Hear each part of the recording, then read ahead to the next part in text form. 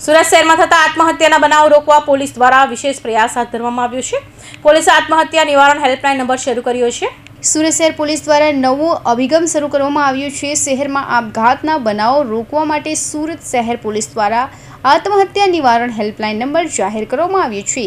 જો કે કોઈ વ્યક્તિ કોઈ પણ સમસ્યાથી પરેશાન છે અને કોઈએ સમસ્યા જણાવી ન શકતો હોય અને આપઘાતનું વિચારતો હોય તો એક વખત સુરત પોલીસે જાહેર કરેલા નંબરો પર સંપર્ક કરવા પોલીસ કમિશનર અનુપમસિંહ ગેહલોતે અપીલ કરી છે। પોલીસે જે હેલ્પલાઇન નંબર જાહેર કર્યા છે તેમાં 81 28 3 69 100 અને બીજું 81 28 3 08 100 અને પોલીસ વિભાગના 100 નંબર ઉપર સંપર્ક કરી શકશે। નિવારણ અને માર્ગદર્શન માટે પોલીસ કંટ્રોલ રૂમ ખાતે રાઉન્ડ ધ ક્લોક કાર્યરત રહેશે। આ હેલ્પલાઇન નંબર પર ફોન કરનાર વ્યક્તિ આત્મહત્યા કરનાર છે તે વ્યક્તિ હોય તો તેની સાથે ટ્રેન પોલીસ માણસો વાતચીત કરીને તેને આત્મહત્યા કરતો બચાવવા પ્રયત્નો કરશે। સુરત શહેર પોલીસ દ્વારા છેલ્લા 3 વર્ષમાં જેટલા બી એક્સિડેન્ટલ ડેથ જેના એડીના કેસીસ તરીકે અમે લોકો લખીએ છીએ આમાં તમામ કેસીસના અભ્યાસ કરવામાં આવેલા હતા, જેમાં લગભગ જો 8000 થી વધુ આ કેસીસ હોય અને આમાં પછી સુસાઇડના કેટલા કેસીસ હતા। આમાં એડીના કેસીસમાં કોઈ બીમારી સબબ કોઈ ડેથ થઈ હોય યા બીજા કોઈ ઘરમાં કોઈ પડી જવા ડેથ થઈ, આ પ્રકારના તમામ ચીજોના નિકાલી દેવામાં આવેલા હતા અને ફક્ત એવા કેસીસના છણાવટ કરીને जो टीम जो डीसीपीस ना नेतृत्व में जो है टीम लागी जो कि કેટલા સુસાઇડના કેસીસ બના છે, કઈ કઈ એરિયામાં કેસીસ બનેલા છે અને શું કામ બનેલા છે, જો એના કારણ શું હતા એના હિસાબથી જો કાર્યવાહી કરવામાં આવેલી હતી।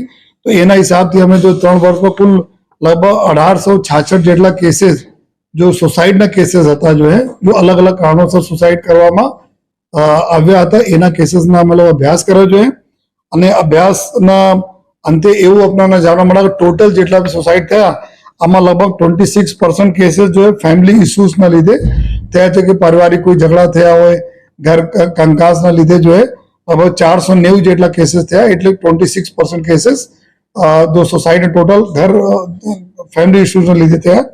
પછી જો 24% કેસીસ એવું હતા, લગભગ 452 જેટલા કેસીસ જો બીમારીના સબબ લોકો સુસાઇડ કરેલા છે, જો કોઈ એના એવા બીમારી હતી, બીમારીથી કંટાળીના અને આ પ્રકાર જો સુસાઇડના કેસીસ થયા છે।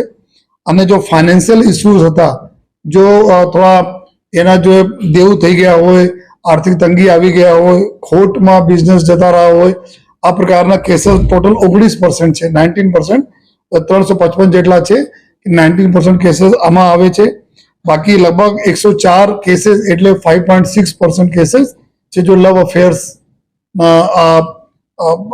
અફેર્સના લીધે જો એમાં નાસીપાસ થઈ ગયા હોય અને સુસાઇડ કરેલા હોય, આ પ્રકારના છે જો અને પછી 12.2% કેસીસ એવું હતો જો ડિપ્રેશનના કેસીસ છે, જેમાં 228 કેસીસ છે જેમાં ડિપ્રેશનના લીધે જો આ લોકો સુસાઇડ કરી લીધા છે જો અને જો સાયબર ક્રાઇમ યા બીજા ક્રાઇમ કોઈ બ્લેકમેલ કરતા હોય, કોઈ લવ અફેર કે પછી જો કોઈ બ્લેકમેલિંગ કોઈ વિડીયો બનાવીને કરતા હોય એવા કોઈ 37 જેટલા કેસીસ હતા, જે 2% કેસીસ થાય છે।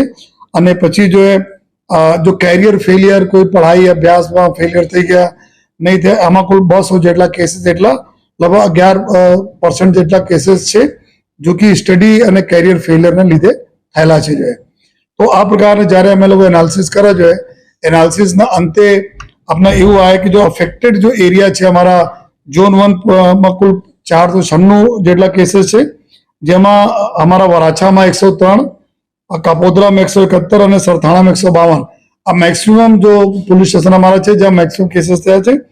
ઝોન 2માં લિંબાયતમાં 175 કેસીસ લિંબાયતમાં છે, ઝોન 3માં ચોક બજારમાં લગભગ 100 જેટલા કેસીસ છે, 99 કેસીસ છે, ઝોન 4માં ઉમરામાં 53 છે, ઝોન 5માં રાંદેરમાં 111 અને અમરોલીમાં 108 કેસીસ છે અને ઝોન 6માં સચિન એરિયા અફેક્ટેડ જેમાં સચિન જીઆઈડીસીમાં 70 અને સચિન પોલીસ સ્ટેશનમાં 56। તો આ પ્રકાર અમે લોકો એનાલિસિસ પૂરા સંપૂર્ણ જો કર્યા અને કારણોના, જગ્યાના અને શું શું રીઝન હતા એના પછી અમારી એવું નક્કી કરીને જો કેવી રીતે એના પ્રિવેન્ટ કરીએ એના માટે અમે જો હેલ્પલાઇન ચાલુ કર્યા છીએ। જો એક તો 100 નંબર એક યુનિવર્સલ નંબર છે, કોઈ પણ વ્યક્તિ જો 100 નંબર પર કોઈ સગા સંબંધી કોઈને લાગતા હોય કે અમારા કોઈ ઓળખતા કોઈ દોસ્ત યાર મિત્ર જો કોઈ આ પ્રકાર ડિપ્રેશનમાં સુસાઇડ કરી શકે એવું છે તો 100 નંબર ઉપર બી કોલ કરી શકે છે. સાથોસાથ બે બીજા નંબર છે 8128369100 અને બીજા નંબર છે 8128308100. આ ત્રણ નંબર રહેશે જો રાઉન્ડ ધ ક્લોક 24 ઘંટા જો કાર્યરત રહેવાના છે. આમાં એક કાઉન્સલર અને બે અમારા જો પોલીસ, આ ત્રણ લોકોની ટીમ 24 કલાક આપણા પોલીસ કંટ્રોલ રૂમમાં હાજર રહેવાના છે. ત્યાં જો એના જો રાઉન્ડ ધ ક્લોક જો પોલીસ હેલ્પલાઇન જો ચાલુ રહેશે. અને જનરલી જ્યારે પોતે પણ કોઈ વ્યક્તિ, અમે તો બધાને અપીલ કરીએ છીએ કે આપ કોઈ એવા પગલાં ભરો એના પહેલે એક તક જો પોલીસને આપવો જોઈએ. અગર આપ જો પોલીસના એકવાર કોઈ ફોન કરો છો તમે 100% જો કોઈ પૂરા કોઈ રસ્તા કાઢવાના પ્રયત્નો કરીશ, જો પૂરી મહેનત કરીશ, લાગતા વળગતા ડિપાર્ટમેન્ટ સાથે સંકલન કરીને કાઉન્સિલર સાથે, યા જો પારિવારિક એવા કોઈ ઝઘડા છે તો આપ પોલીસને એક તક આપો જો કોઈ એવા પગલાં લેતા. એ મારી બધાને રિક્વેસ્ટ છે. અને અમારી જો સિસ્ટમ છે કે આ જો અમારા કાઉન્સિલર બી વાત કરી શકે જ્યારે કોઈ આ પ્રકારના વ્યક્તિ ફીલ કરતા હોય કે એના એકાંતપના લાગે છે અથવા તો ડિપ્રેશનમાં લાગે છે, આ નંબરો પર કોલ કરે તો અમારા કાઉન્સિલર પર વાત કરશે. મીન ટાઈમ બીજી એના મદદ અમે જ્યાર સુધી નહીં પહોંચાડી દઈએ. અને સાથોસાથ જો અત્યારે અમારા જો તમામ PCR ગાડીઓ, તમામ થાણા અમલદારો, તમામ અમારી પોલીસની ગાડીઓ આ ટીમ સાથે સંકળાયેલી રહેશે. જેવા આપને પાસે મેસેજ આવે તાત્કાલિક આ મેસેજ ત્યાં પાસ ઓન થવાના છે. અને આ મેસેજ લઈને જો સ્થાનિક પોલીસ છે, આ પોલીસને બી આજે અમારે બધા મિટિંગોમાં બી આજે અમે લોકો ચર્ચા કરી છે જો કે આ સ્થાનિક પોલીસ બી આમાં આ જો કામમાં જોડાવાના છે. જો એકલા કંટ્રોલ રૂમ તમારા નંબરો છે 3 કાઉન્સિલર સાથે, પરંતુ જો મેઇન કામ છે અમારા શહેરમાં જો 40 જેટલા પોલીસ સ્ટેશનો છે, આ બધા લોકો બી આ કામમાં જોડાઈને લોકોને મદદ કરશે. તો મારી બધાને રિક્વેસ્ટ છે અને મીડિયાના મિત્રો જો સતત આપણે પોલીસ જો અમારા અભિગમ હોય છે એના પબ્લિક લઈ જાય છે તો આપ થકી જો નંબરો જો બીજા લોકોને, તમામ લોકોને મળે એવી રિક્વેસ્ટ છે. અને સાથોસાથ મારા સુરત શહેર પોલીસને એક જ છે કે એવા કોઈ પગલાં ભરતા એક તક તમે સુરત શહેર પોલીસને આપો.